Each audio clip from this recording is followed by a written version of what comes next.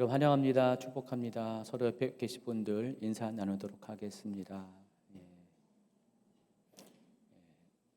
예. 일단 수가 작으니까 누가 왔는지 확실하게 보이시죠? 또 예배가 이제 조금 열려서 또 이렇게 최선화해서 예배 드리는 분도 있지만은 여전히 아직은 또 이렇게 망설이는 분도 계시는 것 같습니다. 여러분 기회 있을 때 예배 드리시길 권면합니다.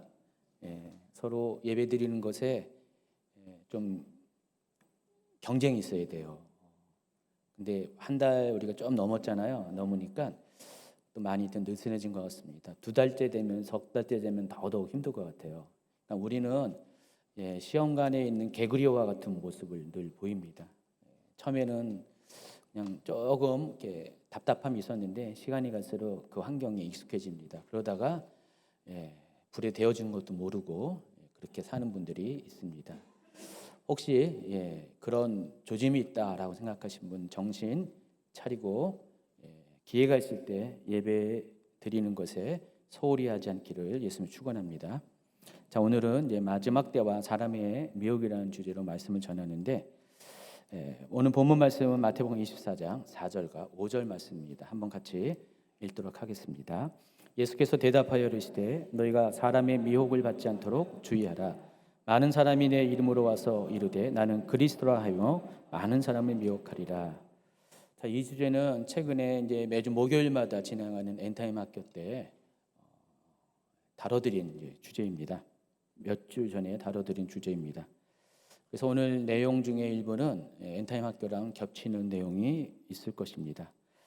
그럼에도 불구하고 오늘 주제를 다루는 이유가 있습니다. 여러분 엔타임은 반드시 여러분의 삶 가운데 아니면은 여러분의 다음 세대에 꼭 찾아오는 피할 수 없는 하나님의 시간표 안에 있는 것입니다. 그래서 엔타임에 일어날 모든 일들에 대해서 징조들에 대해서 여러분 다 알아야 돼요. 관심 가져야 돼요. 왜냐하면 여러분이 당면할 그런 현실이기 때문에 그렇습니다. 그리고 또 오늘 이렇게 주제처럼 지금 이 시대가 정말로 사람의 미혹 가운데 노출되어 있는 시대입니다. 물론 정말 마지막 때가 다가올 때는 더 심각한 사람의 미혹이 있을 것이지만은 이미 사람의 미혹은 우리 가운데 많이 퍼져 있다는 사실을 아시기 바랍니다. 그래서 여러분 사람의 미혹과 관련해서 지금 어떤 일이 벌어지고 있는가에 대해서 아셔야 됩니다.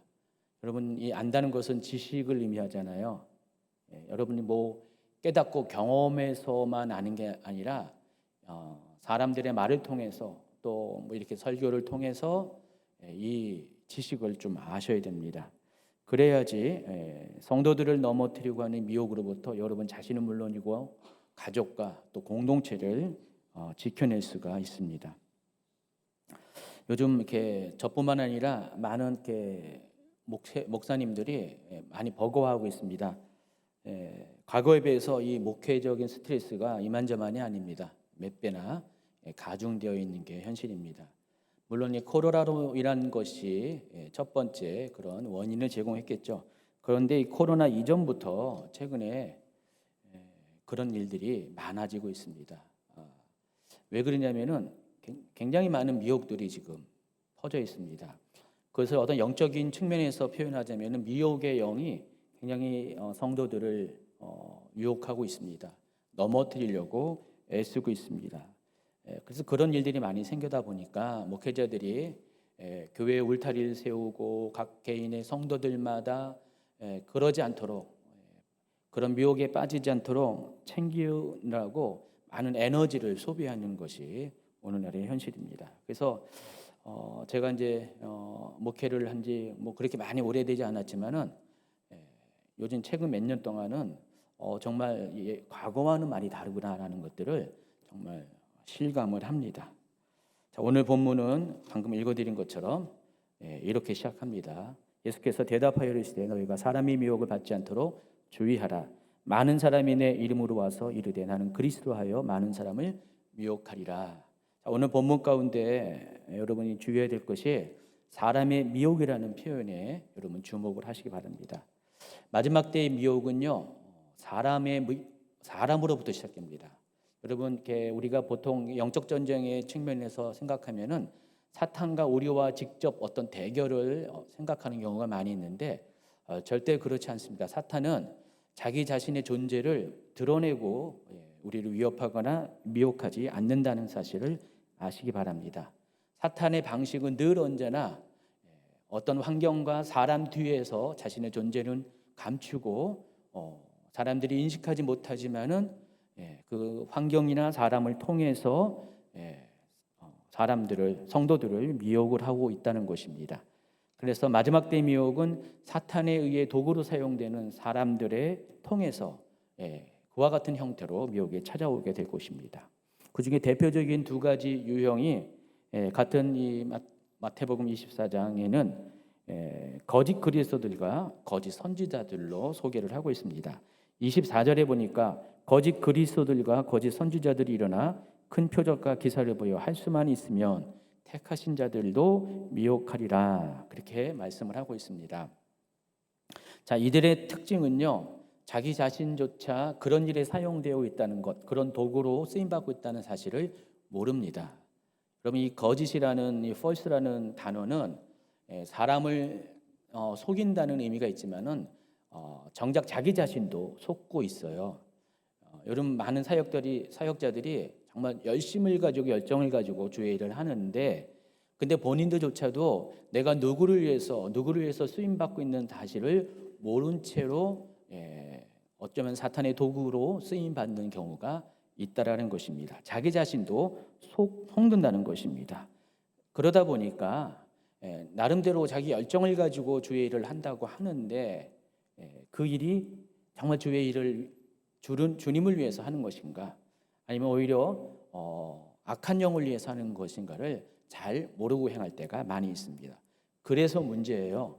그래서 자기 자신도 모르고 그러다 보니까 사람들도 분별을 못하고 그 거짓된 사역 가운데 넘어가게 된다는 것입니다. 물론 이런 경우 일정 시간이 지나면은 진짜와 가짜는 드러나게 되어 있습니다. 여러분, 마태복음 7장 16, 17, 18절에 보면은 그들의 열매로 그들을 알지니 가시나무에서 포도를 또는 엉겅퀴에서 무화과를 따겠느냐, 이와 같이 좋은 나무마다 아름다운 열매를 맺고 못된 나무가 나쁜 열매를 맺나니 좋은 나무가 나쁜 열매를 맺을 수 없고 못된 나무가 아름다운 열매를 맺을 수 없느니라. 그래서 시간이 되면은, 일정 시간이 되면은 이 거짓된 것들은 드러나게 되어 있습니다. 여러분, 이렇게 잠깐 반짝하면서 사람들의 주목을 끊고 많은 사람들의 그런 따름을 경험하는 그런 사역자들이 많이 있는데, 제가 이제 그런 분들 중에서 참 위험한 분들이 적잖이 있습니다.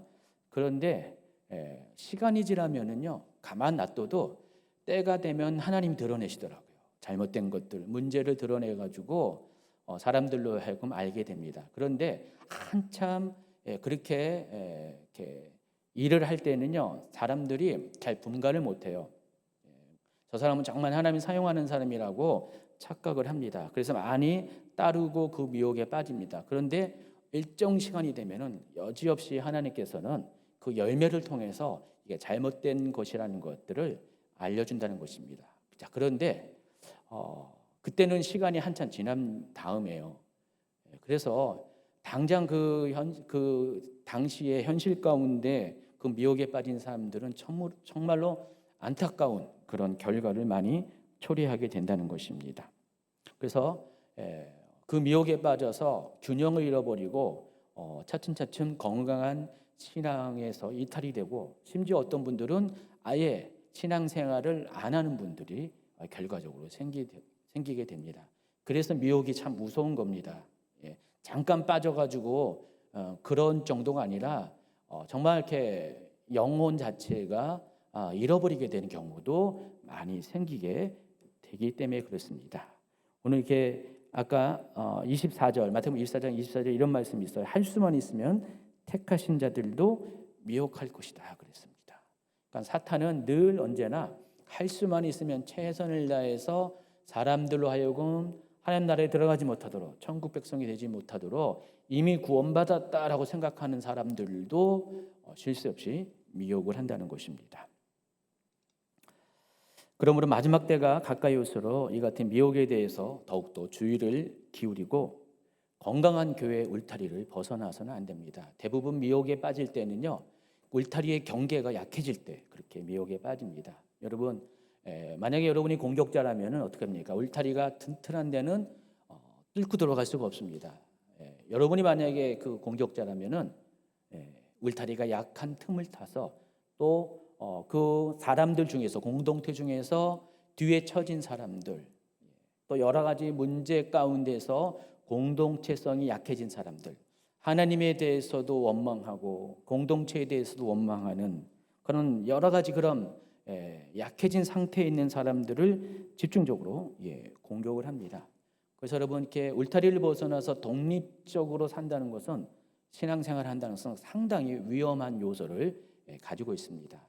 내 신앙 내가 알아서 하지라고 하지만은요, 그렇지 않습니다. 여러분, 성도들뿐만 아니라 사역자들도 독립적으로 될 때는 굉장히 위험한 경우에 빠질 때가 많이 있습니다.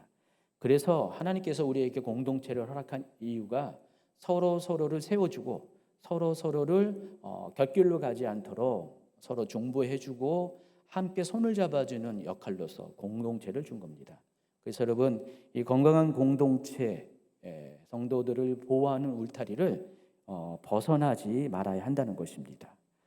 최근에는 사탄의 연설이 더욱 교묘해져서요. 지난번에 제가 몇 주 전 설교 가운데서 이야기한 것처럼 이 교회 공동체의 필요성을 부정하고 가정으로 흩어져서 예배하라는 그런 메시지를 전하는 사람들이 출연하고 있습니다. 제가 확인한 것마도 여러 건인데, 정말 이때에 교회 시대는 끝났다, 가정으로 가서 예배하라. 제가 거듭 얘기하지만 아직은 아닙니다. 정말 그때가 될 때는, 정말 가정교회로, 지하교회로 가게 될 때는 본격적인 핍박이 일어나서 드러나는 교회에서는 예배드리지 못할 때입니다. 아직은 그때가 아니거든요. 근데 벌써부터 그런 이야기를 하면서 성도들을 이렇게 미혹합니다. 그래서 교회를 막 무너뜨리려고 하는 그런 사람들이 많이 생겨나고 있습니다. 여러분, 그분들 매우 위험합니다. 지금 당장은 교회 울타리를 벗어나서 독립적인 신앙생활을 해서 뭔가 좀 신선하고 새롭고 자유를 누린 것 같지만은 곧이어서 삼키는 자들이 와서 삼켜버립니다. 더 큰 미혹이 찾아올 것입니다. 그래서 그와 같은 속임수에는 절대로 넘어가지 마시기 바랍니다.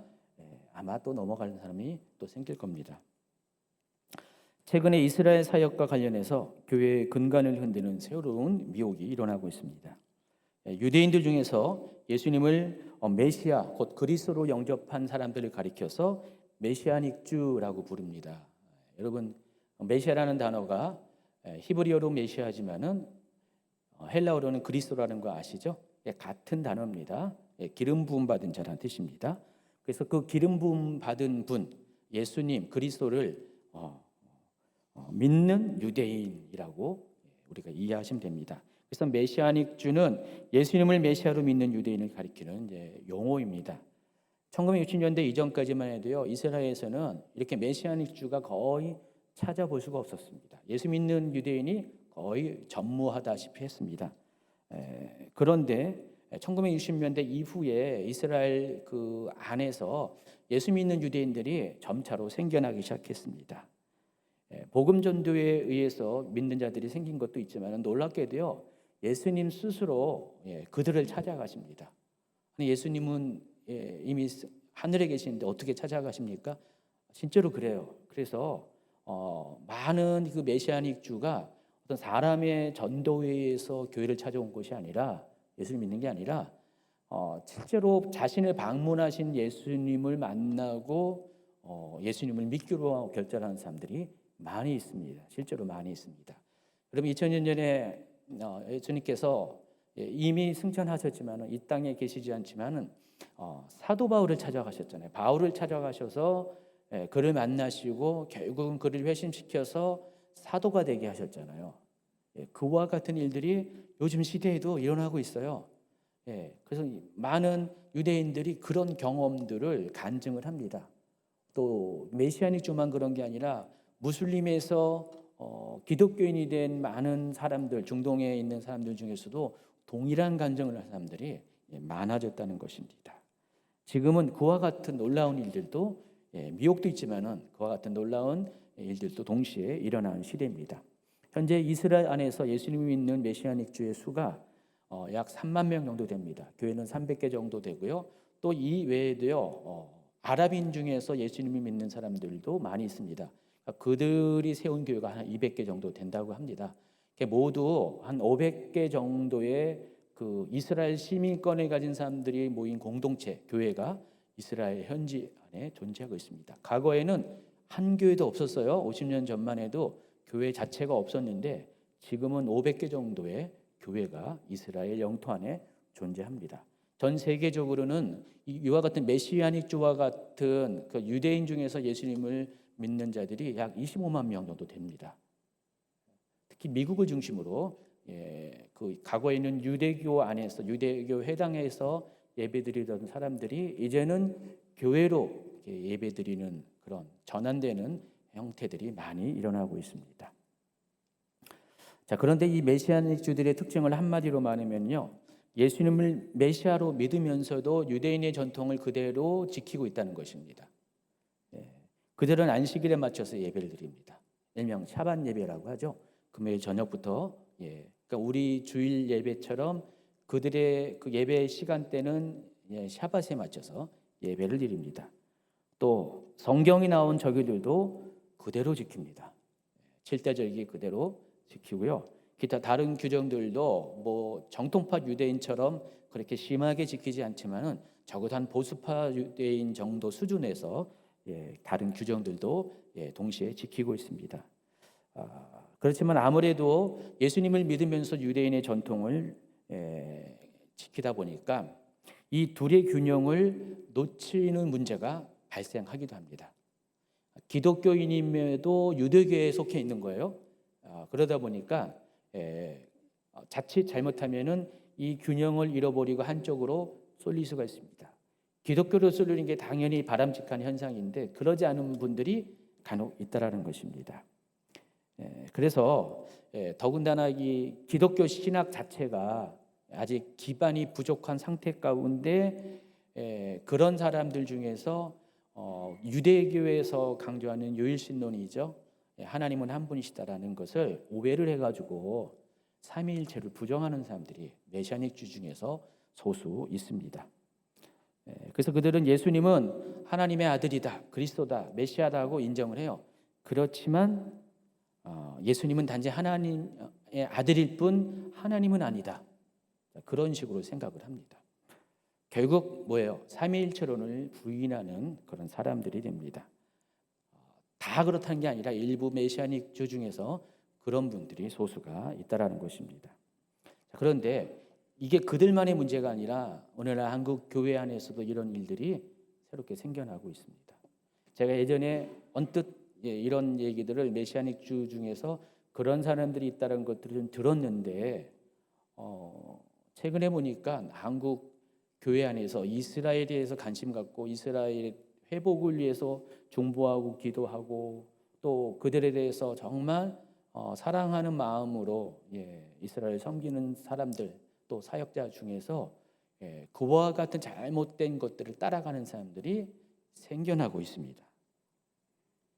전에는요, 이 마지막 때에 대해서 사람들이 잘 알지 못하고 관심 갖지 않아서 문제였어요. 근데 요즘은요, 마지막 때에 대해서 지나치게 민감하게 반응한 사람이 너무 많아져서 문제입니다. 마찬가지 과거에는요, 이스라엘에 대해서 관심을 갖지 못한 사람이 많았었어요. 그게 문제였는데 지금은 이스라엘에 대해서 관심을 너무 민감하게 가지면서 이러한 문제까지 이르는 사람들이 생겨나고 있다는 것입니다. 그래서 그와 같은 가르침을 그대로 영향받아서 한국인 기독교인 중에서 이스라엘을 사랑하는 그룹 중에서 삼일체를 부인하는 사람들이 정말로 생겨나고 있습니다. 여러분, 교회에는요 기독교 교리가 있습니다. 이 교리들은 2000년 동안 정말 많은 이단과의 싸움을 통해서 지켜낸 것입니다. 여러분 뭐 사도신경 같은 경우도요. 어떤 분들은 사도신경을 이렇게 해석하더라고요. 사도들이 12사도들이 모여가지고 하나하나 돌아가면서 신앙 고백을 해서 모아진 게 사도신경이라 하는데 그게 아닙니다. 사도신경은 사도들이 이렇게 정한 게 아니라 수백 년 동안 로마 카톨릭이 있기 전부터 초대교회 기간 동안에 300년, 400년 그 기간 동안에 수많은 박해와 또 많은 이단들의 그런 이렇게 발음 가운데서 교회를 지켜내면서 정말 피를 흘리면서 여기 지켜낸 그 교리들을 모은 게 사도신경입니다. 그래서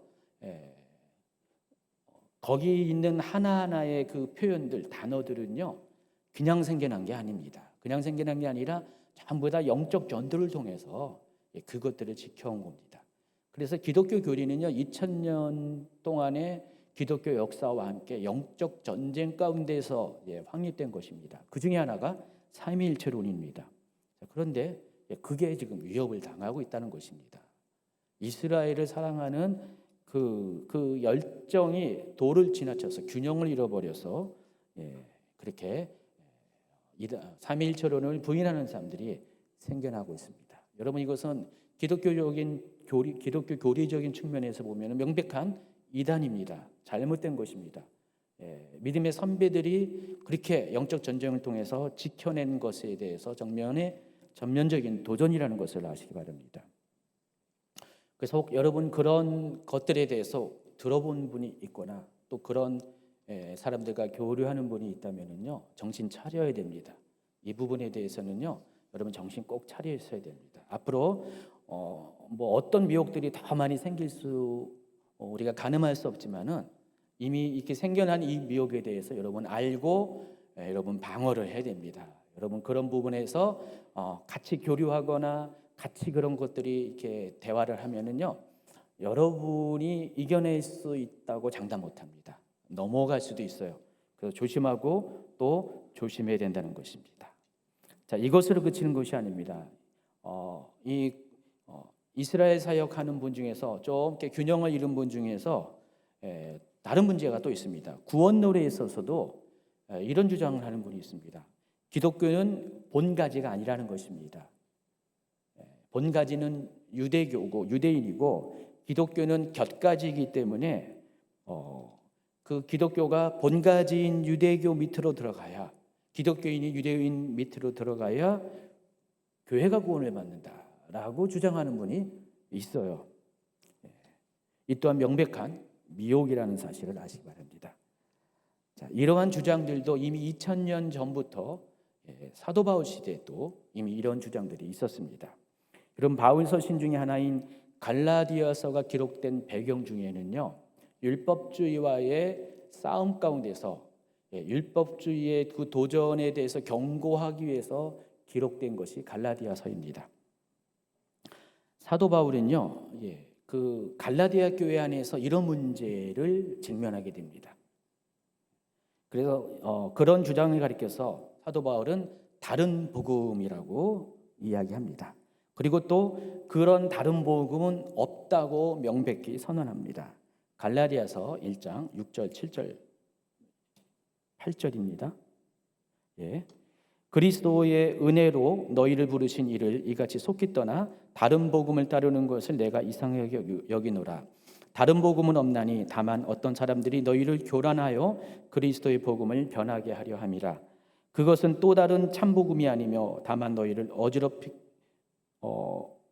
어지럽히는 어떤 자들이 있어 그들이 그리스도의 복음을 왜곡하려 하는도다. 약간 이상한데 뭔가 번역을 제가 다른 번역을 제가 한 것 같아요. 그래서 사도 바울은요, 1차 전도 여행 때 갈라디아 지역의 교회들을 개척합니다. 사도 바울의 사역의 특징은요, 먼저 선교 여행을 가면서 각 지역을 방문하고 지역의 핵심적인 도시들마다 전도를 해서 교회를 세우죠. 그때 교회는 건물로서의 교회가 아니라 다 가정에 있는 교회들이었습니다. 그래서 갈라디아 지방만 해더라도 여러 그 가정 가운데 교회가 있었던 것 같습니다. 그래서 그 교회들을 전부 통틀어서 갈라디아 교회라고 부릅니다. 어느 특정한 한 어떤 건물의 교회를 말하는 게 아닙니다. 그 지역에 있는 각 가정교회의 연합을 통틀어서 갈라디아 교회라고 합니다. 자, 그런데 사도 바울이 이렇게 갈라디아의 교회를 개척하고요. 다시 길을 떠나서 다른 지역으로 가서 복음을 전하고 또 안디옥으로 갔다가 다시 또 파송받아서 다른 지역에 가서 복음을 전하고 이런 것들을 4번에 걸쳐서 이제 사도 바울이 20년의 사역 가운데 반복을 했습니다. 그래서 초창기에 복음을 전한 그 도시들이 지역이 바로 갈라디아입니다. 제1차 전도 여행 때 갈라디아를 집중적으로 복음을 전했습니다. 사도 바울이 이제 갈라디아에서 교회를 세우고 떠났습니다. 그리고 일정 시간이 흐른 다음에 사도 바울은 안 좋은 소식을 듣게 됩니다. 이 갈라디아 교회에 문제가 생긴 거예요. 어떤 문제냐면은 사도 바울이 떠난 다음에 유대로부터 일단의 사람들이 내려와서 이렇게 주장합니다. 이방인도 유대인처럼 모든 율법을 지켜야지만 구원을 받는다. 그런 주장을 핍니다. 자, 이걸 가리켜서 율법주의라고 부릅니다. 여러분, 율법주의와 율법은 다릅니다. 율법은 하나님께서 주신 계명을 율법이라고 하는데 율법주의는 그것을 지켜야지만 구원을 받는다는 주장입니다. 이것은 잘못된 거죠. 근데 유대인 중에서 예수 믿는 유대인 중에서 유대로부터 오는 사람들 중에서 그런 이야기를 갈라디아 지방 교회에 와서 전합니다.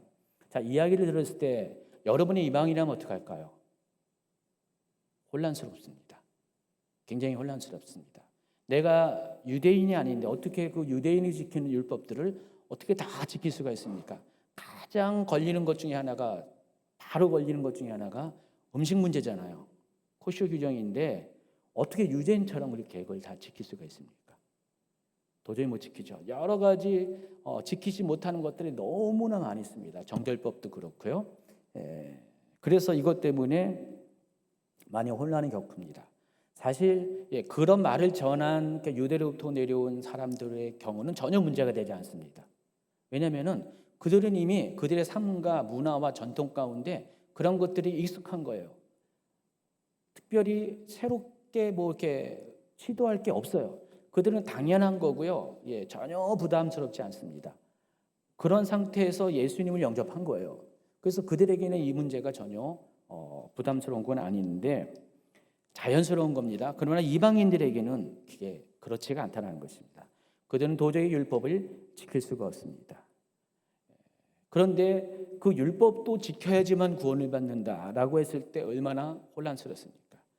그들이 사도 바울로부터 복음을 전해드릴 때 그 복음의 내용은 오직 한 가지입니다. 오직 예수 그리스도를 통해서 예수님 외에는 다른 길이 없는데 오직 예수 그리스도를 통해서 구원을 받는다는 율법도 지켜야지 구원을 받는다는 그런 메시지를 드린 게 아니었어요.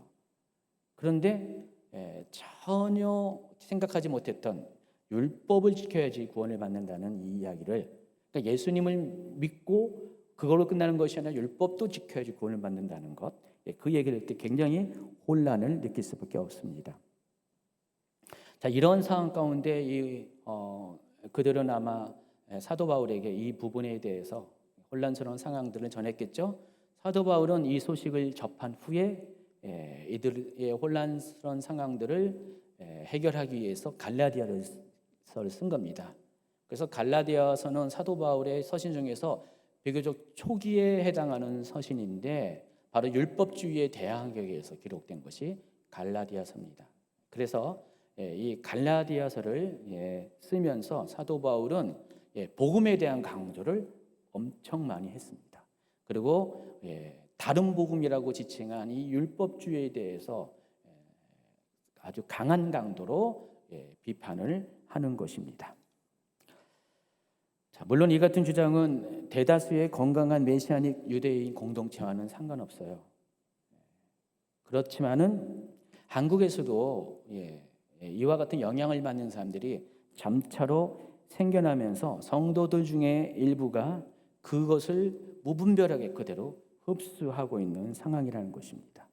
그래서 여러 가지 미혹이 난무하는 세대에 목록이 하나 더 추가된 겁니다. 지금 이스라엘 사역과 관련돼서 삼위일체를 부인하거나 또 이와 같이 유대인 밑으로 들어가야지 온전한 구원을 받는다는 그런 주장을 하는 그룹들이 하나 더 미혹의 리스트에 목록에 더 추가가 됐다는 사실을 아시기 바랍니다. 그래서 이와 같은 그 율법주의에 의해서 구원을 이야기하는 그런 이야기들, 또 유대인 밑으로 들어가야지 구원을 받는 이야기들이 한국 교회 가운데 지금 조금씩 그냥 독보습처럼 퍼져나가고 있는 것이 현실이라는 것을 아시기 바랍니다. 물론 제가 이런 얘기를 하면은 당사자들은 부인할 겁니다. 우리가 얘기하는 것은 그런 것이 아닙니다 하면서 우린 단지 유대인을 존중하고 유대인의 그런 그 뿌리, 하나님께서 주신 그 뿌리를 존중하는 것뿐입니다라고 이야기하지만은 균형감의 문제가 있거든요. 어떻게 받아들이고 어떻게 말하는가에 따라서 그들의 생각이 어떻든 간에 받아들이는 사람들은 상당하게 기울어진 영향을 받기 때문에 굉장히 이건 위험한 주장이라는 것입니다. 최근에 이제 유대인 사역들이 이스라엘 사역들이 저변을 확장하면서 생긴 문제 중에 하나가 유대교에 대한 문화 사대주의가 생겨나고 있습니다. 여러분 처음 듣는 얘기입니까? 유대교에 대한 문화 사대주의. 사대주의라는 단어가 어떤 거죠? 자기보다 앞서거나 탁월한 우월한 국가나 문화에 대해서 아무런 분별 없이 그건 다 좋은 것이야라고 하면서 받아들이고 높이는 것, 따르는 것을 사대주의라고 하죠. 우리 한국에는 이게 전통적으로 이런 사대주의 사상들이 적잖이 있었어요. 그렇죠? 늘 문화적으로 우리보다 좀 괜찮은 어떤 것에 대해서, 국가에 대해서 전통적으로 사대주의가 있었습니다. 모든 나라가 뭐 다 그렇겠지만은 한국에도 그런 게 많이 있어요. 우리는 한국은 옛날에 중국에 대해서 그랬잖아요. 중국으로부터 문화를 많이 수입하다 보니까 중국은 대국이고 우리는 소국이다. 지금 요즘도 심지어 그렇게 표현하는 사람들도 간혹 나오더라고요. 정치인 중에서 그런 표현을 하는 사람도 있습니다. 그래서 뭐 중국을 그렇게 중국 것은 다 좋은 것이라고 받아들이는 게 사대주의죠. 여러분 미국에 대해서도 한동안 그랬잖아요. 우리가 이제 한국 전쟁을 겪고 난 다음에 거의 한 4, 50년 가량은요 미국 건 다 좋아요. 뭐 그런 식으로 이렇게 반응하는 사람들이 많이 있었습니다. 근데 이게 국가적으로나 문화적으로만 사대주의가 끝나는 것이 아니라 이 우리 기독교 안에서도요 이런 사대주의적인 생각하는 사람들이 좀 많이 있습니다. 특별히 성령 사역하는 이 그룹 중에서 이런 분들이 적잖이 있었어요. 여러분 성령 사역하신 분들은 여러분도 아마 많이 경험할 겁니다. 우리 교회는 많이 익숙하니까 경험할 텐데 외국에서 오신 목사님들은 굉장히 좋아하잖아요, 그렇죠? 그분은 한국 교회 목사님하고 달라, 능력 있고 뭔가 달라 하면서 외국에서 오시는 목사님들은 전부 다 높이 보고요. 한국 교회 목사님들은 상대적으로 낮게 보는 경향들이 적잖이 있습니다. 여러분도 뭔 말하는지 아시죠? 그래서 이게 영적인 사대주의입니다. 영적인 사대주의인데 여러분 물론 이렇게 그런 분들 굉장히 높은 영성의 그런 단계에 오르고 또 존경할 부분이 많이 있다는 것을 압니다. 그런 존경하는 것과 사대하는 것은 다르잖아요, 그렇죠?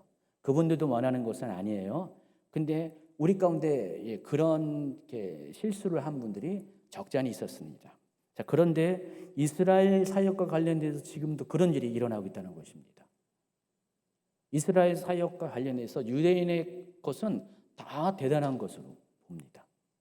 유대인이 지키고 행하고 있는 것들은 우리가 마땅히 따라야 되고 다 그것은 받아들여야 된다고 생각하는 사람들이 있다라는 사실입니다.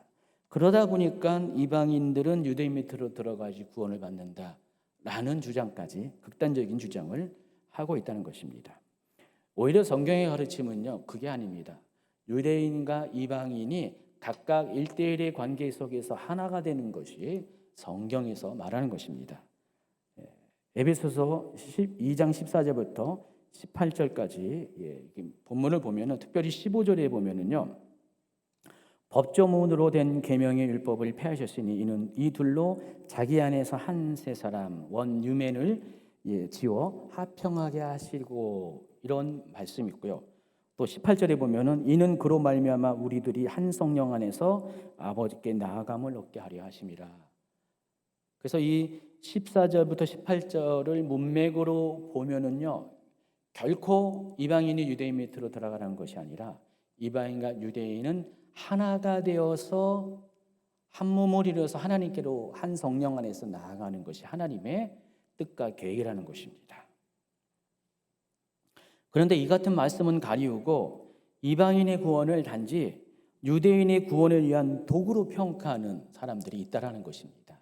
자, 이게 로마서 9장부터 11장까지 나와 있는 이스라엘과 관련된 메시지를 잘못 곡해해서 왜곡해서 말하는 주장이라는 것입니다. 어쨌든 간에 과거에는 이런 그런 미혹들을 생각조차 못했어요. 근데 요즘은요 정말 여기저기서 이 미혹들이 생기는데 이스라엘 사역과 관련돼서 이런 미혹도 생겨나고 있습니다. 제가 이런 것에 대해서 깜짝 놀랐어요.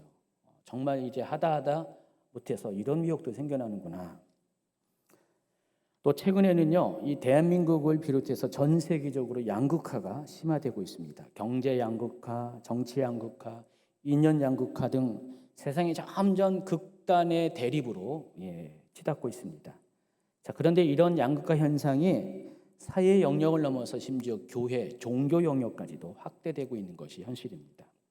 제가 10년 전 엔타임 강의를 시작한 초기 강의에서 그와 비슷한 이야기를 한 적이 있습니다. 앞으로의 세대는 마지막이 점점 가까울수록 세상은 둘로 재편될 것입니다. 확실하게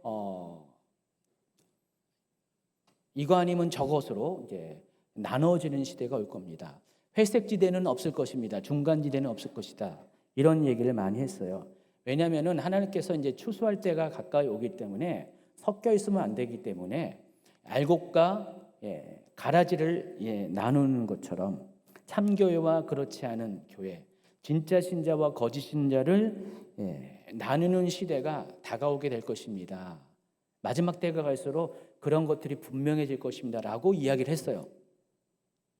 그런데 10년이 지난 지금 그런 일이 지금 실제로 벌어지고 있습니다. 자, 그런데 제가 그때 예견하지 못한 것이 한 가지 있어요.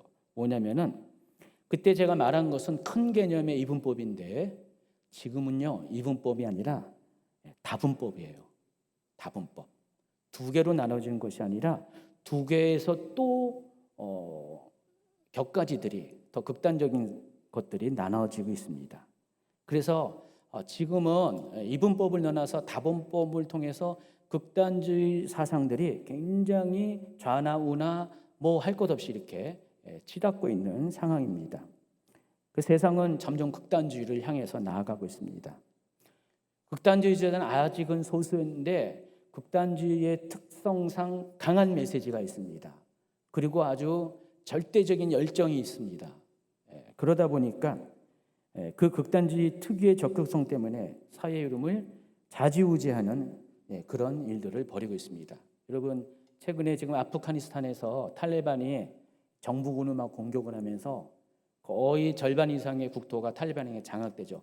미군이 철수하는 것 동시에 곧 얼마 있으면 아프가니스탄 수도인 카불까지도 점령될 것 같다라는 우려스러운 보도를 접합니다. 여러분, 그 아프가니스탄 정부군이 30만 명이 넘는데요. 미군이 그동안 20년 동안 뭐 거의 100조 가량을 쏟아 부어서 그들을 양성하고 준비시켰는데 겨우 6만, 7만, 10만도 안 되는 탈레반, 군복도 없는 그 탈레반에 지금 속수무책으로 도시들이 점령당하고 있습니다. 왜 그런지 아십니까? 탈레반은 극단주의거든요. 이슬람 극단주의입니다. 그러니까 똘똘 뭉쳐 있어요. 강해요. 행동적입니다. 열정이 있습니다. 그런데 아프간 정부군들은요 무기력합니다. 숫자만 많았지 굉장히 무기력합니다. 적극성이 없어요. 여러분, 극단주의가 무서운 것은 그겁니다. 물불을 안 가립니다. 대단한 열정을 가지고 자기들이 신봉하는 그 신념, 이념에 올인하는 게 극단주의의 모습입니다. 근데 만약에 극단주의 중에서 어느 한쪽이 너무 극단적인 그런 주장을 하고 세를 불리면은요, 사회 균형이 무너질 수밖에 없다는 것입니다. 그래서 늘 극단주의에 대해서는 여러분이 좀 굉장히 주의 깊게 살펴봐야 된다는 것입니다. 그런 측면에서 요즘 우리나라를 비롯해서 전 세계적으로 이런 이념의 극단주의가 굉장히 사회를 어지럽게 하는 일들이 많아지고 있습니다. 여러분, 그래서 이 극단주의는 양쪽이잖아요. 좌우잖아요. 이게 무슨 꼭 뭐 좌파 우파 이런 개념이 아니라 모든 면에서 좌쪽과 우쪽이 다 있습니다. 종교적인 면에서도 그렇고요, 다 있습니다. 여러 면에서 다 있습니다. 그런데 지금 이런 것들이 예전에는 어느 정도 그런 것들이 균형의 역할을 했었는데 지금은 너무 한쪽으로 쏠린 사람들이 너무 많아지게 됐습니다. 특별히 정치적인 면에서 지금은 극단주의가 많이 심해지고 있는데 기독교 안에서도 이런 극단주의 사상들이 지금 많이 일어나고 있습니다.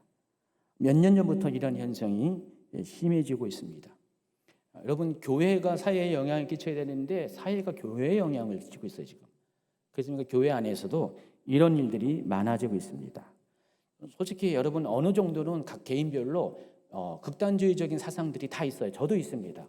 어느 한 면에서는 그러니까 저 같은 경우는 아무래도 근본주의적인 극단주의겠죠. 그렇게 본다면은 그렇죠? 그런 사상들이 다 있어요. 자, 그런데 이게 자기 안에 있는 것으로 대부분 그칩니다. 큰 문제는 아니에요.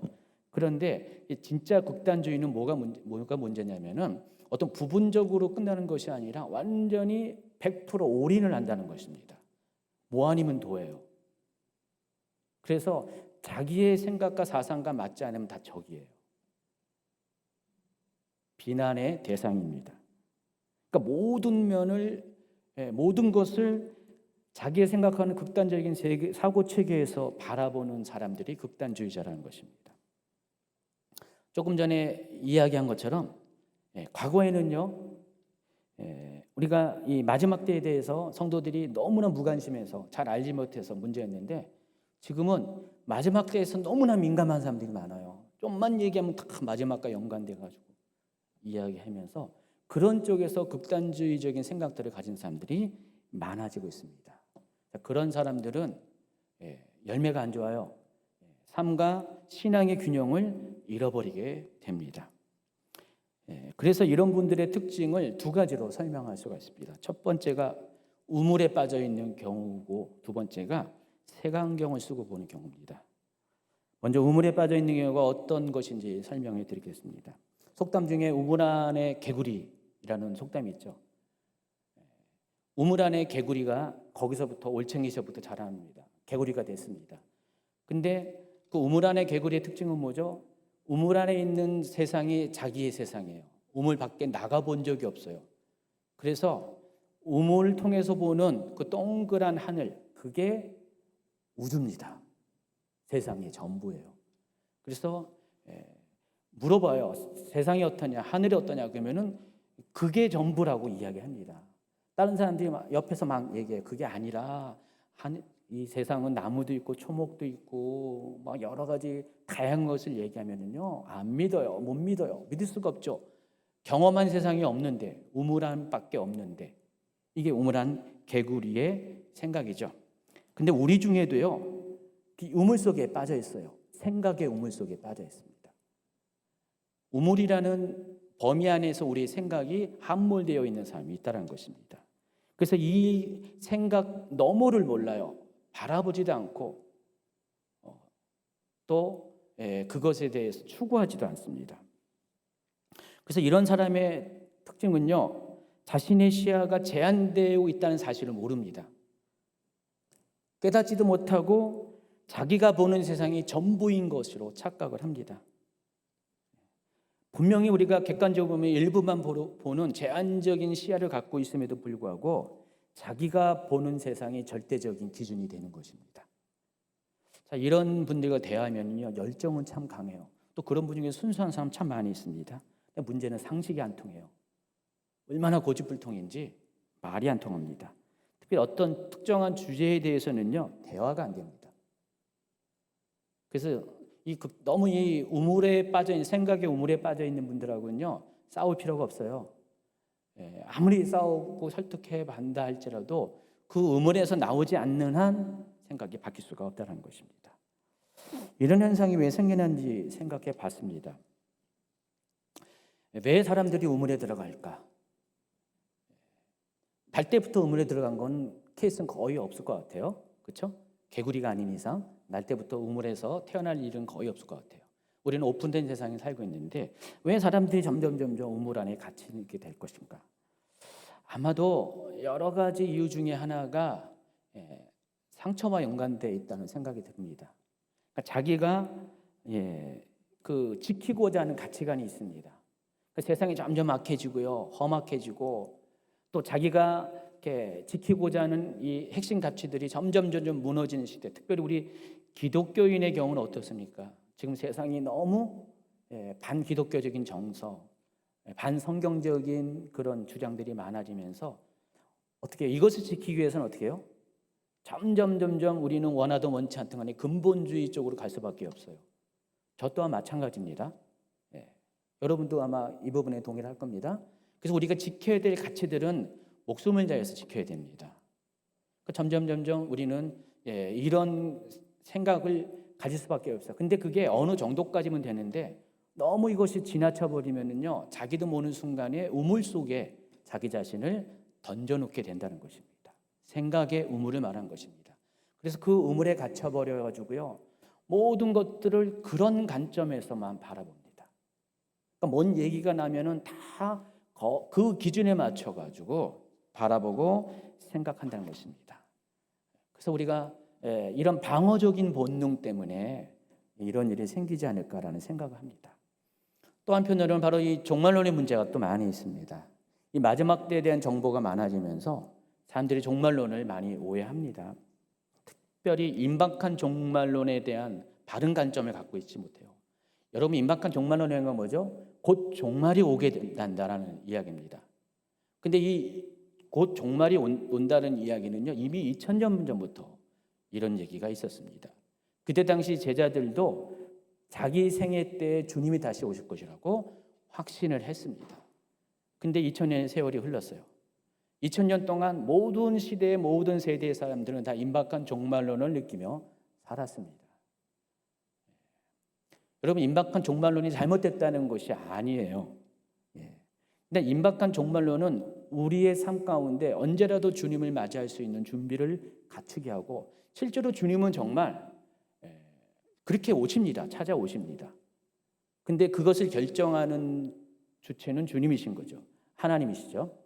그래서 우리가 임박한 종말론을 갖는 건 좋은데 그 임박한 종말론에 대해서 오해를 하니까 더욱더 극단적인 생각을 하게 한다는 것입니다. 곧 세상이 끝난다고 생각을 하는 거예요. 곧. 그러니까 어떻게 해요? 곧 세상이 끝나니까 뭐예요? 이 세상 것에 대해서 붙잡을 이유가 없어요. 연연하지 않습니다. 그래서 지금까지 최선을 다했던 삶에서 이제는 관심이 멀어지고 또 그것을 내버려둡니다.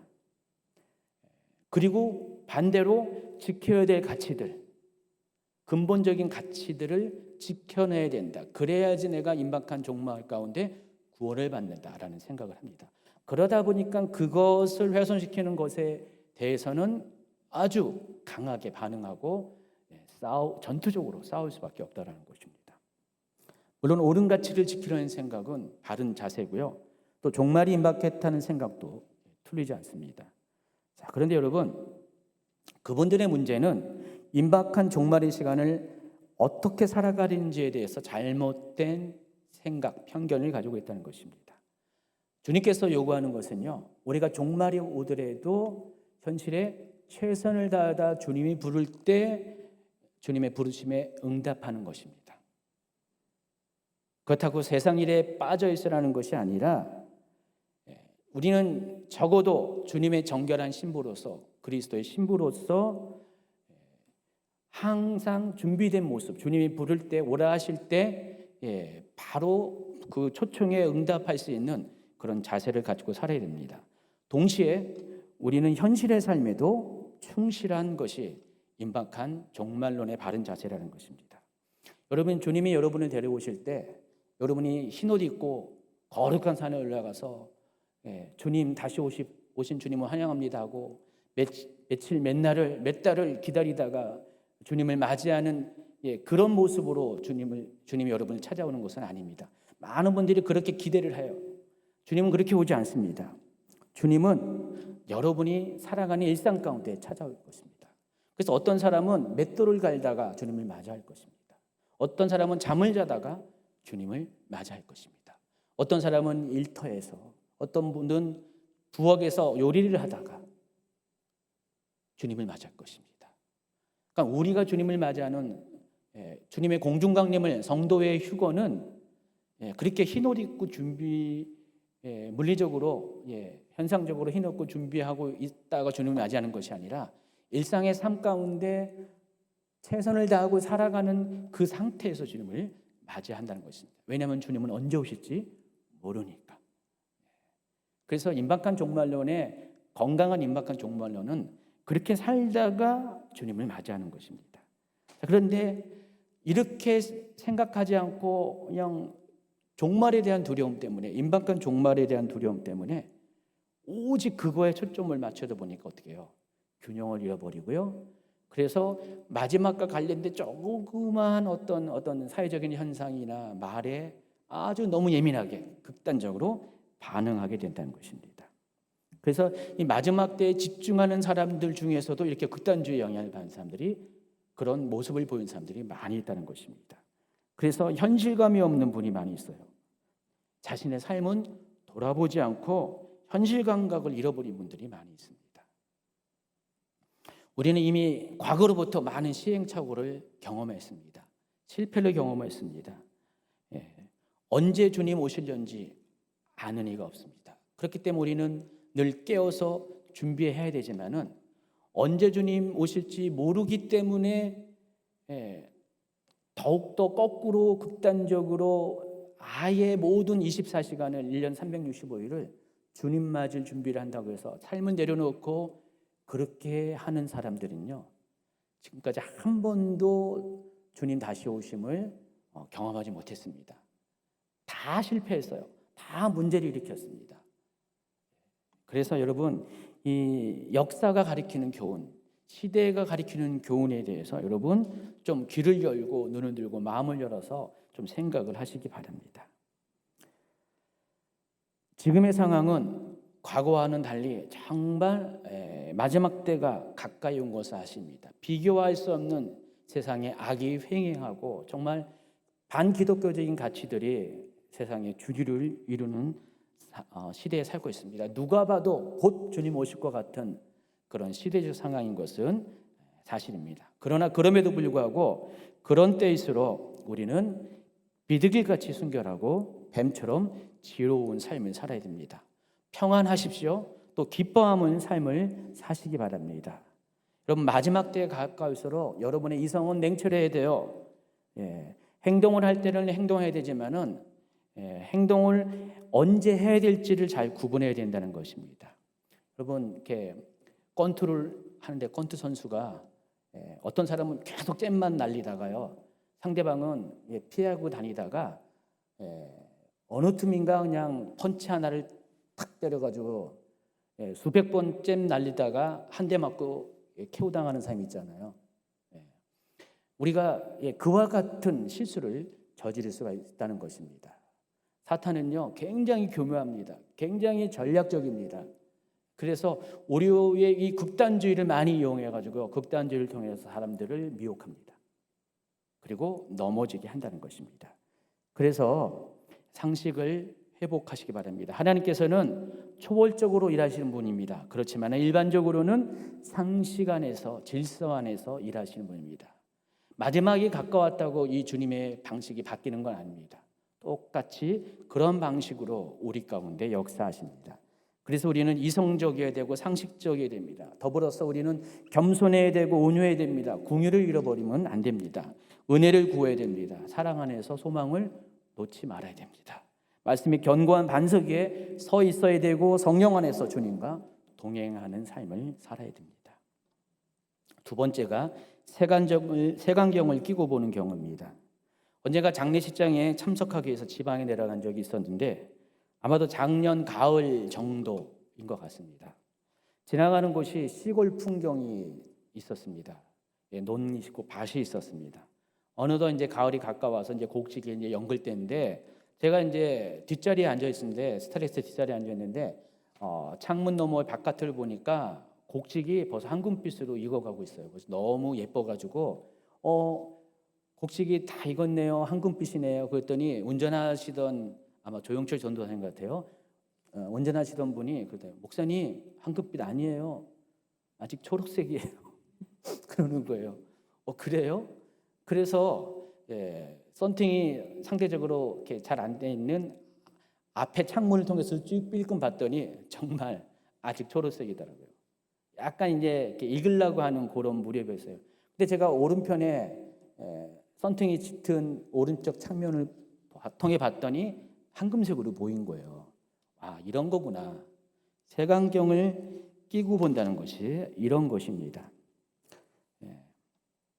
그래서 여러분이 바라보는 것이 정말 진짜 색이 아닐 수가 있다는 사실을 아시기 바랍니다. 여러분이 지금 여러분 인식을 못 하잖아요. 제가 그 썬팅이 되어 있다는 사실을 인식이 못한 것처럼 여러분의 삶에도 내가 선글라스를 가지고 세상을 보고 있다는 사실을 모를 때가 있습니다.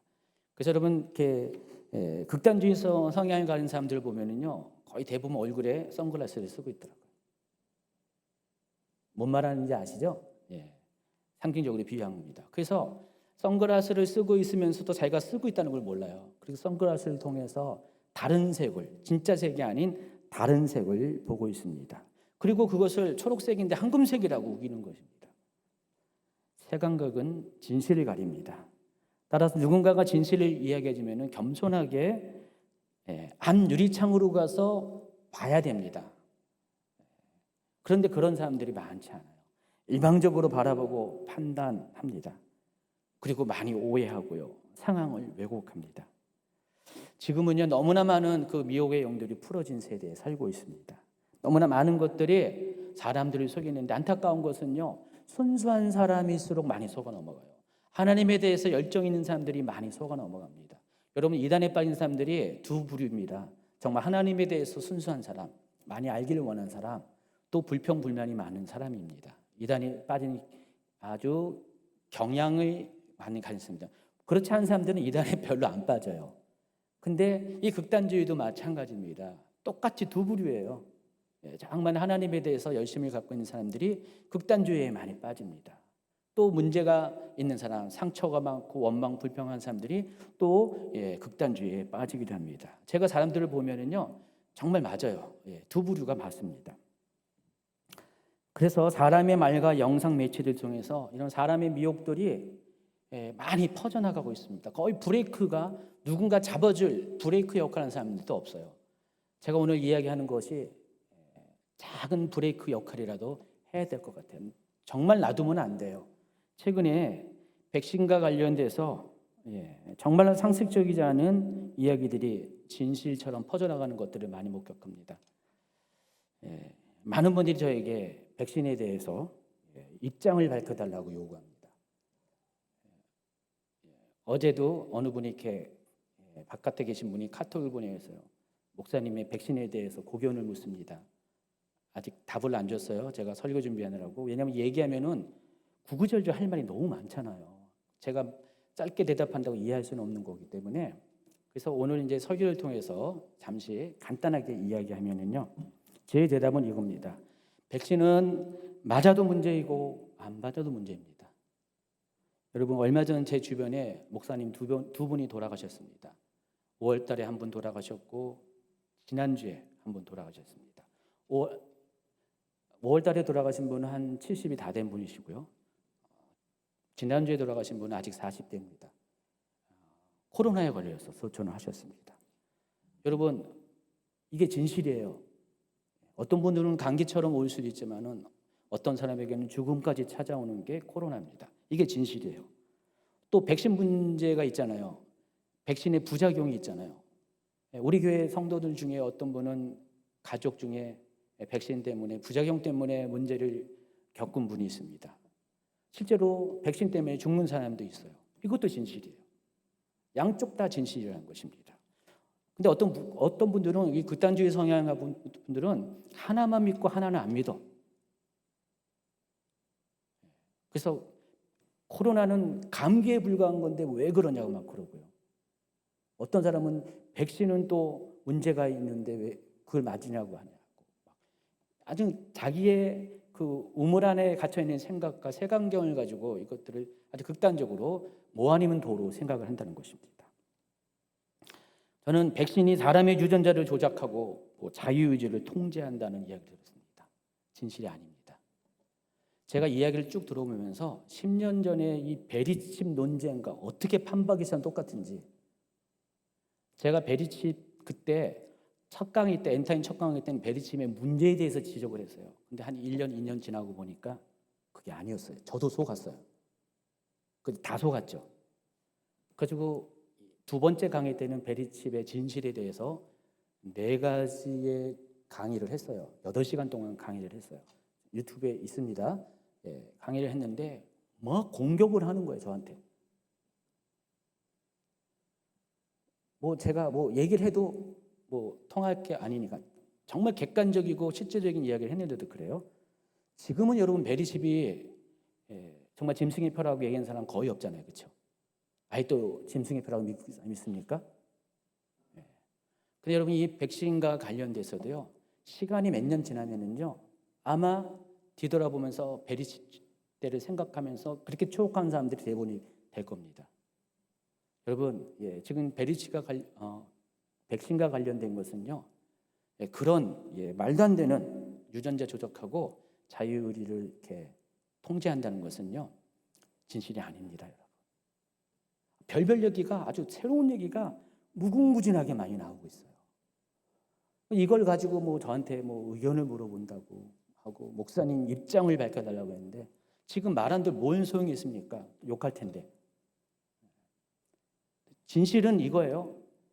코로나도 위험한 거 진실이고 백신도 위험한 거 진실입니다.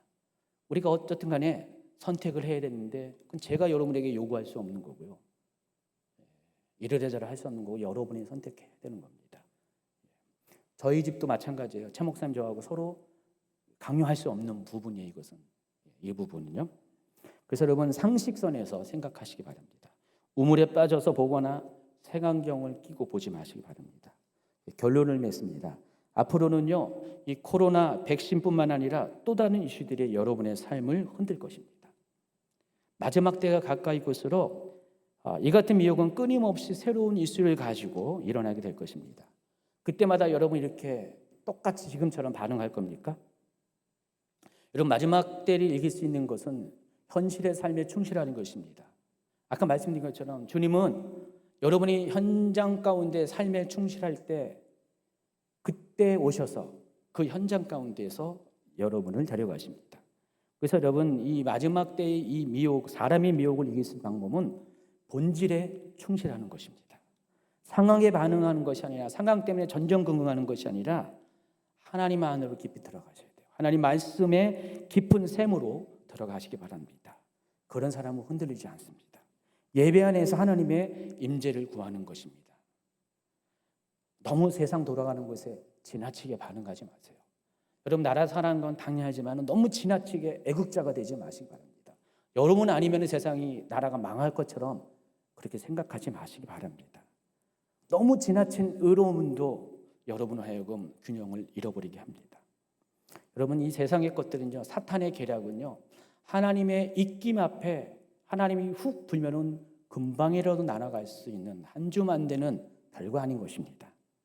그것 때문에 너무 지나치게 울분하고 반응하지 마시고 하나님을 무력한 존재로 여러분 여기지 마시기 바랍니다. 분노하지 마십시오. 지금 우리 세대는 너무나 혼란 시대에 살아가고 있습니다.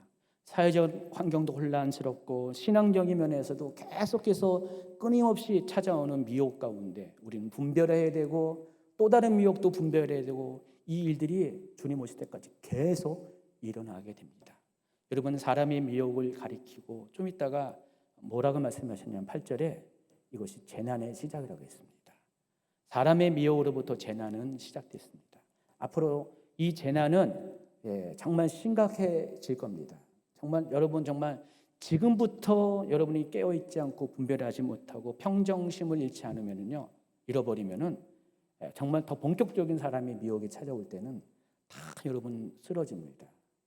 무너질 수밖에 없습니다. 여러분 이 지금의 상황은 폭풍우와 같이 잠시 잠깐 왔다가 지나가는 상황이 아니에요. 여러분 코로나가 인류와 함께 거의 영원히 지속될 것이라는 예측을 하고 있잖아요.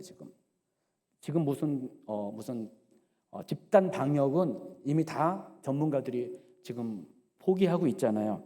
그래서 어떻게 해요? 위드 코로나 시대로 전환하고 있습니다. 여러분 이 사람의 미혹은 똑같아요. 사람의 미혹이 끊어지지 않습니다. 우리는 사람의 미혹과 함께 살아가야 됩니다. 그런 시대에 살아가게 될 것입니다. 마지막에 올 때 점점 이 미혹은 더 심해지게 될 것입니다. 그래서 우리가 이 지금의 이 혼란한 시기가 잠잠해지기를 위해서 기도하면 안 됩니다. 어떤 분들은 하나님 이 시기를 잠잠케 해주세요. 코로나도 물러가고요. 하나님 이 미혹에서 잠잠케 해주세요. 그런 기도할 때가 아니라 혼란한 시기 가운데 이 시기를 어떻게 극복해야 하는지를 그것을 위해서 기도를 해야 한다는 것입니다. 지금 이 시대는요 마치 왕을 잃어버린 시대와 같아요. 여러분 사사기에 보면은요 백성에게 왕이 없으므로 사람들이 자기 소견에 옳은 대로 행하였다라는 표현들이 4번에 걸쳐서 나옵니다. 사사기 22장 25절은 사사기의 결론인데 그 시대에 사사시대의 문제가 뭐냐? 왕이 없었기 때문에 백성들이 자기 의견에 소견에 옳은 대로 행동했다는 것입니다. 지금 이런 사람 많이 있습니다. 여러분 여러분의 왕은 누구십니까? 대통령입니까? 그게 아니잖아요. 여러분의 왕은 하나님이세요. 왕 되신 주님이 여러분 심령 가운데 있어야 돼요. 여러분의 생각의 기준을 잡아줘야 됩니다. 행동의 기준을 잡아줘야 됩니다. 그런데 그 왕을 잃어버리니까 어떻게 해요? 이 환경 가운데 상황 가운데 전전긍긍하면서 이리 쓸리고 저리 쓸리고 여러분 소견에 옳은 대로 그렇게 행하는 분들이 많아지고 있다는 것입니다. 다시 한번 부탁합니다. 왕을 잃어버린 분들, 하나님을 왕으로 모셔야 되는데 여러분 삶 가운데 하나님을 잃어버린 분들, 하나님의 말씀을 잃어버린 분들, 하나님의 임재를 잃어버린 분들, 하나님의 은혜를 잃어버린 분들, 그분의 긍휼을 잃어버린 분들은 더 이상 잃어버린 채로 두지 마시고 다시 한번 하나님을 여러분의 왕으로 모셔들어서 이 사람의 미혹이 전행하는 이 혼란한 시기에 여러분의 소견에 옳은 대로가 아니라 하나님의 뜻 가운데로 살다가 주님 다시 오실 때 내가 너를 모른다가 아니라 나의 참 사랑하는 자라고 인정받는 여러분이 되기를 예수님의 이름으로 축원합니다.